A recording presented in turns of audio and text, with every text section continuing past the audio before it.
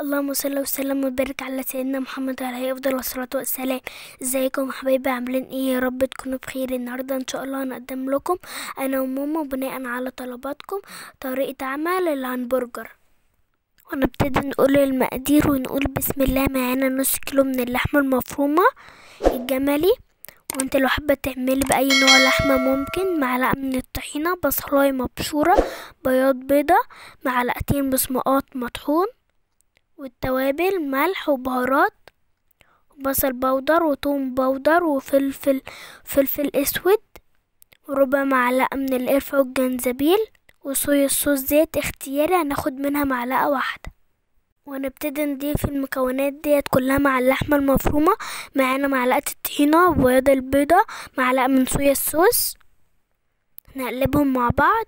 وهناخد البصله هنحطها على اللحمه المفرومه، وهنفضي التوابل والبصمات، وهننزل بقى بالطحينة والصويا صوص وبياض البيضة، وهنخلط كل المكونات ديت مع اللحمة كويس جدا كده.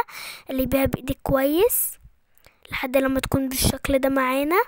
ونبتدي نجيب بقى كده غطيين عندنا مدورين، ونجيب كيس التلاجة نقسمها كده نصين، وناخد قطعة من اللحمة ونفردها على الكيس ونقفلها ونغطيها كده ببقية الكيس، ونضغط عليها بغطا تاني علشان تبقى مظبوطة معانا.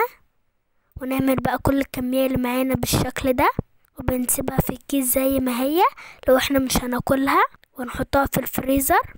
وقت ما بتعوزيها تقدري تطلعيها برا وتسيبيها تفك، بعد كده تبتدي اللي انت تسويها. بنبتدي بقى نجيب اي صينية نحط فيها معلقة من الزيت، ندهنها بس كده بالزيت، ونبتدي ننزل فيها الهمبرجر. وطبعا احنا حاطين لها مكونات تخليها متماسكة معانا، مش هتفك ولا اي حاجة. ننزل بقى كل كمية الهمبرجر في الصينية، تاخد بس كده صدمة، ونبتدي نقلبها على الوش التاني برضو. اول ما بتاخد صدمة كده من الناحيتين بننزل عليها بنص كوباية من المية علشان ماما تتأكد ان هي استوت كويس، ونسيبها لحد لما تتشرب المية دي خالص.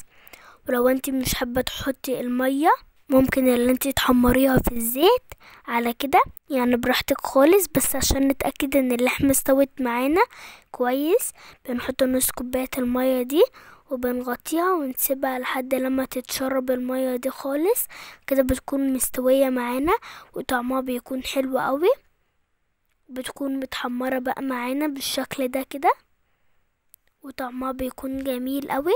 بنجيب بقى الكايزر. طبعا الكايزر دوت احنا اللي عاملينه في البيت وعاملين لكم فيديو بيه، والرابط بتاعه ظهر لكم لو حابين اللي انتوا تعملوه. طبعا هش وطري كده وجميل قوي وطعمه حلو قوي.